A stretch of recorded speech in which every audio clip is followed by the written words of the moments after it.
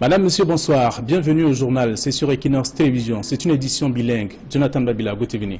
Bonsoir Flavien. Thanks, ladies and gentlemen, for joining us in this bilingual primetime weekend edition of the news on Equinox Television, live from our headquarters in Cameroon's economic capital, Douala. The problem of bad roads remains a major underdevelopment challenge affecting several parts of the Republic of Cameroon, especially the hinterlands. In this newscast, we'll show you the deplorable state of roads in Ekondo Titi in the southwest region of Cameroon. La ville de Bafia, dans la région du centre, vit au rythme des crimes. Plusieurs personnes ont été retrouvées tuées et d'autres grièvement blessées à la suite des agressions. Les autorités sécuritaires annoncent la réplique pour mettre un terme au phénomène. Voilà pour le sommaire de votre journal, Madame, Monsieur. Bienvenue à tous.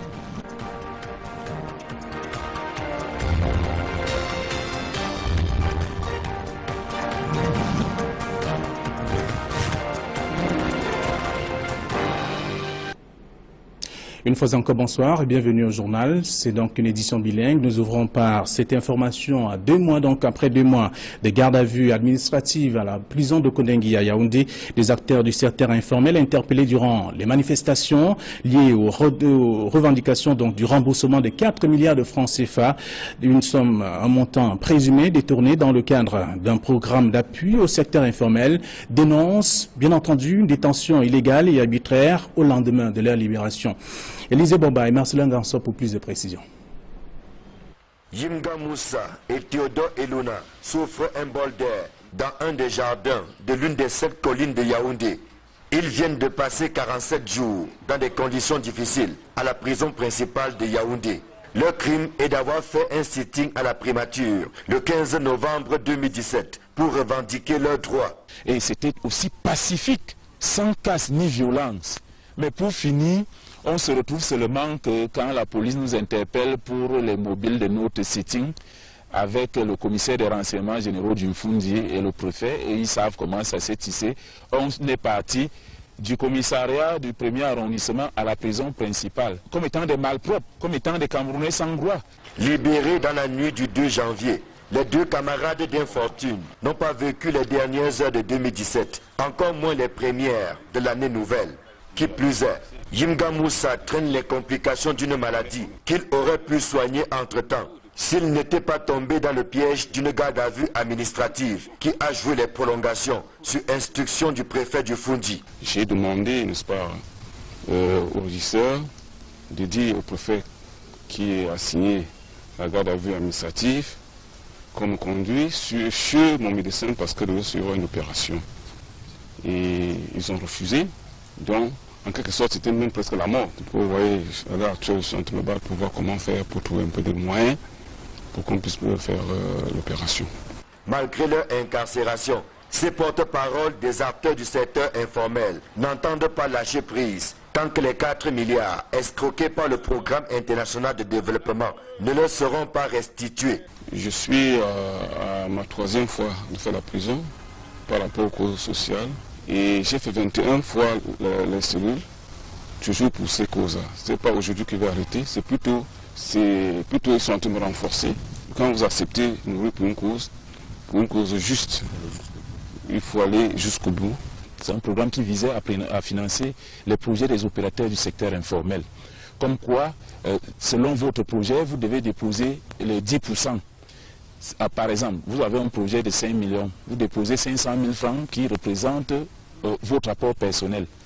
Nous sommes donc plus de 12 000 Camerounais à avoir déposé des apports personnels, des garanties de remboursement de ces crédits-là et autres pour ne rien bénéficier à la fin.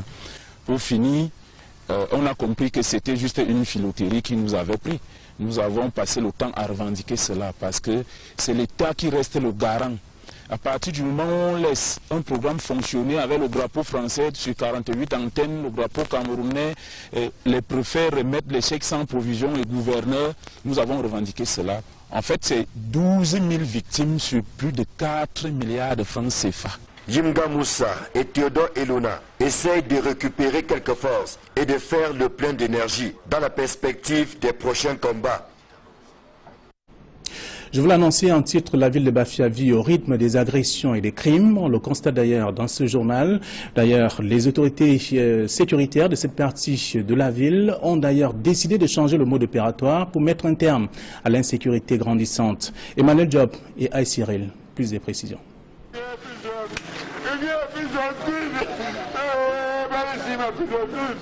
Les larmes d'un vieillard dans la ville de Bafia, département du Mbamé-Inoubou, région du centre. Mbong Aibong, c'est son nom, pleure la mort de son fils Boum Ambassa Nazer, 26 ans, assassiné par Sedna Seydou, 18 ans, le 26 décembre dernier.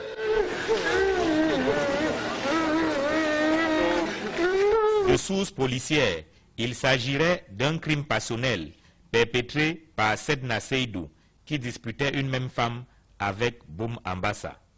Les deux disputaient une jeune fille et le premier a donné la mort au second en lui enfonçant le poignard dans le cœur. Mort s'en est suivi et nous avons ouvert également une enquête pour connaître, n'est-ce pas, les origines de cet acte odieux. La demoiselle, objet de la dispute, la voici. Betam Akoko Damaris est âgée de 20 ans.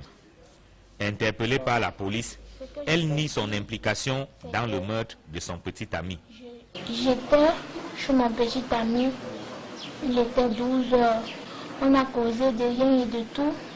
Il m'a dit, ma mère m'appelle au centre. Je reviens te voir à 18h, 19h.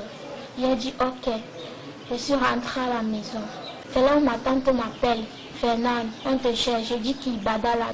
Après il me dit, c'est petit, il faut dire que je vais lui couper les pieds. Il veut faire en sorte que votre relation se sépare. Je suis quittée, je suis allée me coucher. Quand je me couche, il est minuit, 1h, on vient, on dit la police.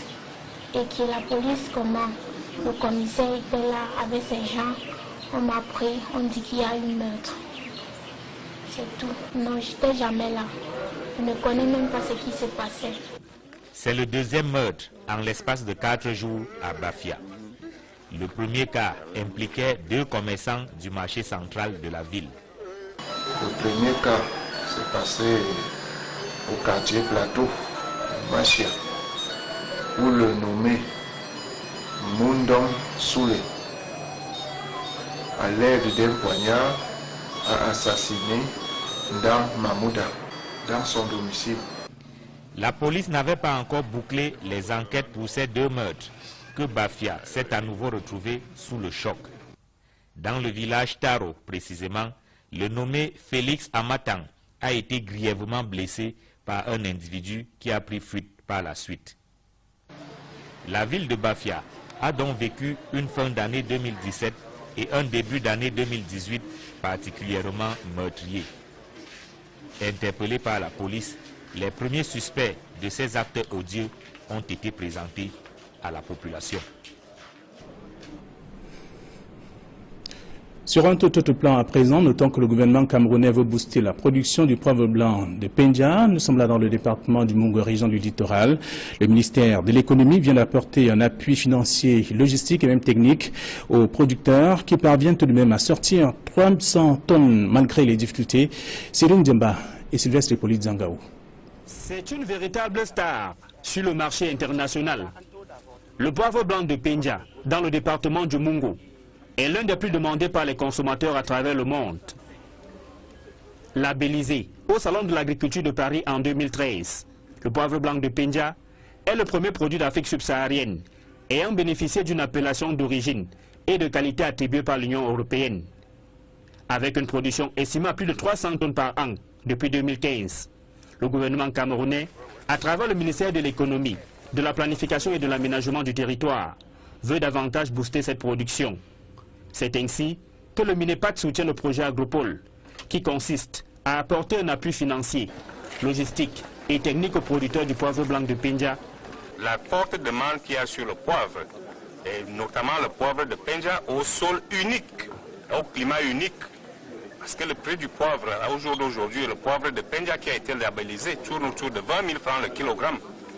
Et il y a des mélanges lorsque nous parcourons le monde. C'est pour ça que nous avons essayé de mettre un accent pour que ce projet, que nous pensons, au même titre que d'autres agropoles que nous avons lancés, pourrait participer des champions nationaux tels que le définit le ministère de l'économie, de la planification et de l'aménagement du territoire. L'objectif est également de multiplier la création des emplois. 174 emplois permanents et 350 emplois temporaires. L'aménagement des infrastructures socio-communautaires, l'aménagement des voies d'accès aux plantations et bien d'autres initiatives. Le projet est évalué à près d'1 milliard de francs CFA et l'initiative est saluée par les producteurs. La nature a voulu bien nous gracier du poivre de Penja. Encore dans le monde, cette opportunité, nous ne pouvions pas la rater pour que désormais ce ne soit plus la fête du café, mais la fête du poivre qui une fois encore va drainer la République dans le département de Mungu, dans son unicité et dans sa diversité, comme vous avez pu le constater. C'est un projet intégrateur où nous avons un bassin de production avec un très faible potentiel en main-d'œuvre. Ça veut dire qu'ici, nous allons appeler tous les Camerounais de bonne volonté. Avec cet appui du ministère de l'économie, le poivre blanc de Penja sera donc davantage présent sur le marché intérieur et extérieur.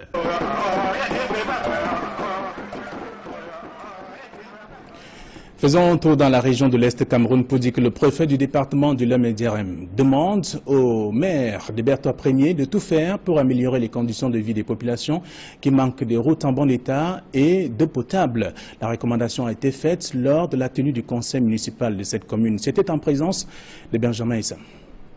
La commune de Berthois Premier sera bientôt dotée d'un hôtel de ville digne de ce nom.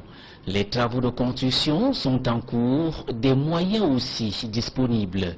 La bonne nouvelle vient d'être annoncée aux conseillers municipaux réunis en conseil budgétaire autour du maire Bembel Dipak Olivier Kumwel. Évalué en recettes et en dépenses à la somme de 611 millions de francs, ce budget connaît une baisse de 244 millions de francs par rapport à celui de 2017 qui s'élevait à 856 millions.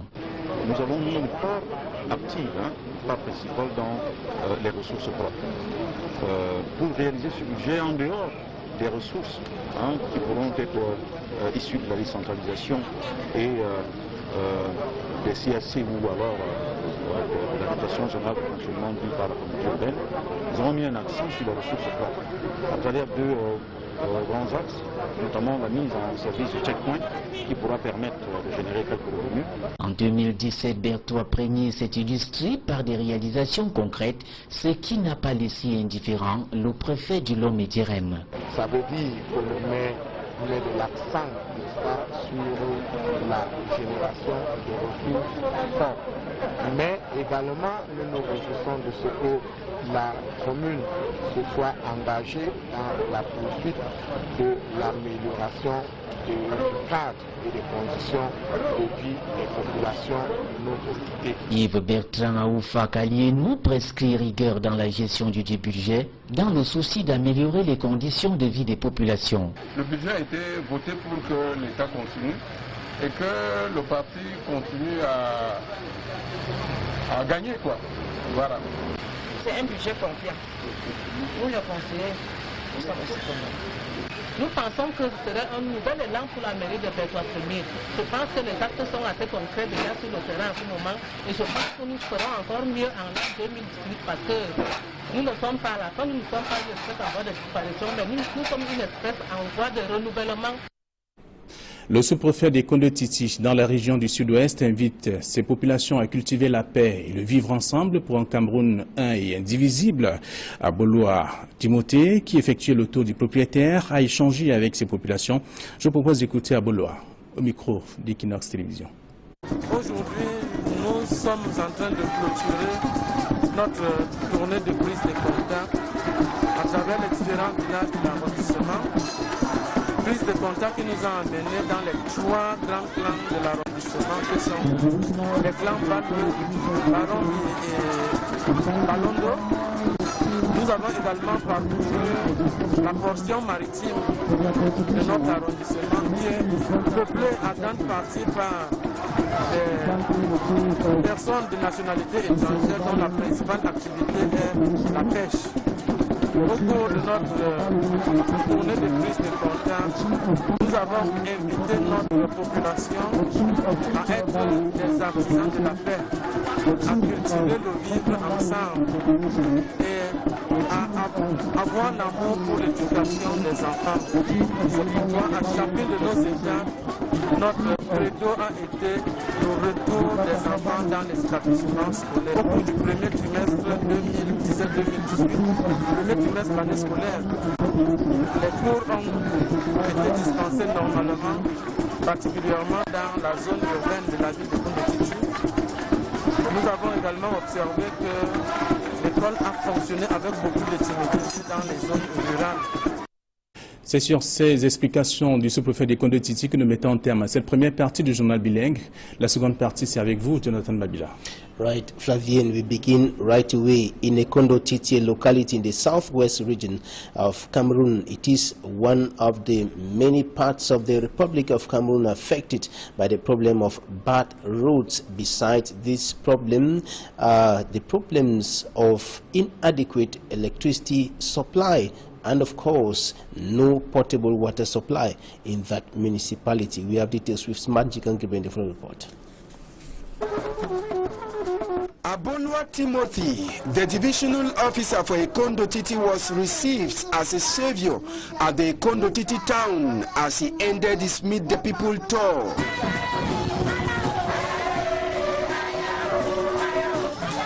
The population told the divisional officer that their major challenge is the inaccessible state of their roads, even though the government is working presently on them. Lack of potable drinking water and electricity, all of which the divisional officer acknowledged. I have touched the reality of the subdivision. Many things have been done by the government, while many things remain undone. And I have realized that no road network, the government is giving us a very important project, which is the construction of the Kondo-Titi Kumba Road. Work is still going. The divisional officer who was meeting the population placed under him since his appointment took one message throughout his Meet the People tour. During this contact tour, I passed on the message of peace. I invited the population of the subdivision to live in peace, to cultivate peace among them, and I invited the population to send their children to school. The communion with the people of Kondo-Titi Oben completed a tour that saw Abolua Timothy visiting the Balwe clan, Barumbi clan, and the Balondo clan that make up a Kondo-Titi subdivision in Meme division of the southwest region. Inadequate potable water supply and electricity supply, as well as bad roads, are major problems that are affecting many parts of the Republic of Cameroon. And during the Meet the People tour of the new divisional officer of Kondo-Titi in the southwest region of the country, he was equally concerned with the situation of academic activities seriously affected by the Anglophone crisis. Here's an extract of what he said. As far as education is concerned, I have noticed that during the first term of this academic year, school functions smoothly in the Kondo-Titi subdivision, particularly in the urban areas. The attendance were very, very high. Unfortunately, with the reopening of school for the second term, we have noticed that the attendance was a bit low. And there was serious confusion this weekend at the Tegal District Hospital here in the economic capital, Douala, when a family went to the hospital for corpse removal, but the family members were rather presented another corpse, and there was serious confusion in that health amenity, as Mimi Mefo reports.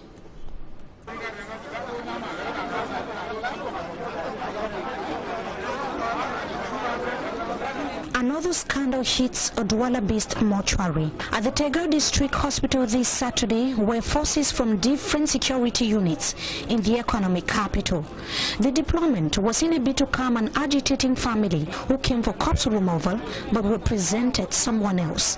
Lui confirme, le Mogul confirme que c'est le corps. Lui non, c'est pas le corps. Lui il est géant costaud. Comment vous nous présentez quelqu'un qui est court? This man is brother to late Sadou Claude. He explains that they arrived at the mortuary at 8 a.m. Saturday to remove the remains of their brother, but were shown another body with a totally different physical characteristics. After hours of arguments, the divisional officer for the Douala Free Municipality and other authorities conducted findings and concluded that another family, which is that of Jean-Claude, still lying at the mortuary, had mistakenly removed the corpse and conveyed to Bamungum, where burial took place. Nous nous sommes aperçus qu'il y aurait eu confusion de corps entre celui dont le corps est recherché et celui de M. Naussi Jean-Claude. The duo added that the family in Bamungum have been notified and an appointment taken for Sunday morning for the identification of the body currently lying at the Tego District Hospital. Et nous avons pris contact avec la famille de Naussi Jean-Claude. Nous avons invité à revenir demain ici pour une identification. The brothers and sisters of Sado have questioned how relatives of late Jean-Claude could take the corpse for burial without realizing that it wasn't theirs. Qui est décédé à la suite d'un AVC et confondu à quelqu'un qui a fait un accident. Et ce n'est pas chose faisable déjà. The divisional officer for Douala Free has told the family to remain calm while investigations to shed more light on the matter unfolds. Que toutes les dispositions seront prises pour que les responsables soient établis dans tout ce qui s'est passé et que les autres puissent répondre de leurs actes. It is only after Sunday's identification by both families that local authorities will decide whether or not to exhume the already buried remains in the western region of Cameroon. Pour qu'on puisse procéder selon la procédure légale à l'exhumation des corps. Despite the huge fire incident that crumbled the Femancam wine production company here in Douala, the management of the company has continued to reassure workers that their jobs will be preserved, and this was reiterated by the Minister of Mines, Industries and Technological Development during a visit to the company. Details in this report. Many of them thought they were going to be jobless after the huge fire incident that paralyzed the wine production company Femancam in Bonaberi, Douala 4 subdivision. The 850 employees got a first assurance from the board chair of the company, Samuel Fayou, and a confirmation that their jobs will be preserved from the Minister of Mines, Industries and Technological Development. Minister Ernest Ngwabubu told the employees that their employer reiterated to him his determination to ensure that none of them is laid off. The mines minister went around the warehouse totally consumed by flames to take stock of the damage recorded. The governor, as his personnel, came here.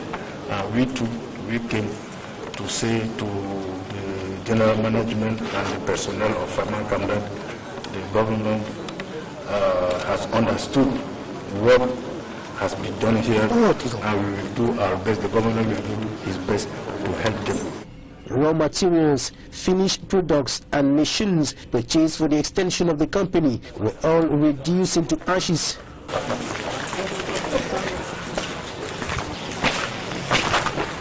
Management estimates material damage at tens of billions of francs CFA.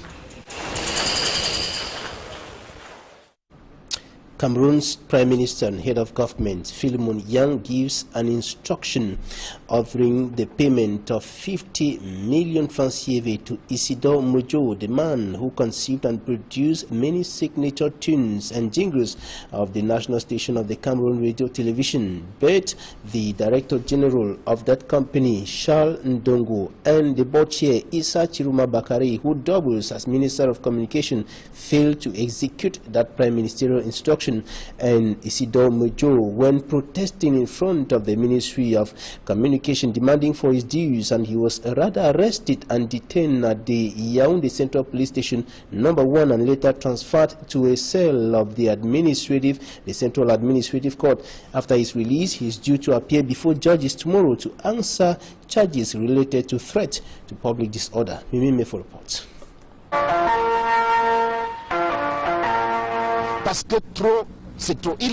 Enough is enough, says Isidore Mojo as he carried out a hunger strike Friday in front of the Communication Ministry in Yaoundé. The man who conceived and produced many of the signature tunes and jingles of the national station of the Cameroon Radio Television is demanding for the payment of the 50 million dues owed him by the CRTV. Je suis prêt à mourir pour mes droits. Je suis comme quelqu'un à qui qu'on a braqué. Isidore Mojo, who says he is ready to die fighting for his own rights, disclosed that the Prime Minister, head of government, had ordered for his payment, but those in charge, the board chair and the general manager of the Cameroon Radio Television, are still to respect the January 2017 Prime Ministerial decision. Mes œuvres ont été diffusées ce matin et ça a été diffusé encore hier, avant-hier, depuis plus de 23 ans. Isidore Mojo was arrested by elements of the Yaoundé Central Police Station number 1 and taken for questioning. Regardez vous-même, est-ce que je menace la sécurité? Non. I am no threat to public security. Why use force on me when I'm demanding for my rights? On a force sur moi. Je demande seulement mes droits. At press time, Isidore Mojo was transferred to a cell in the Central Administrative Court.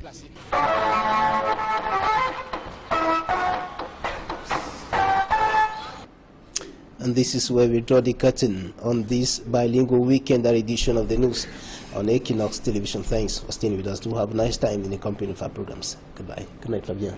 Bonsoir à vous, bonsoir à tous nos téléspectateurs. Demain, 7h, c'est l'heure de la prochaine information, la prochaine session d'information sur Equinox Télévision. D'ici à là, restez sur Equinox.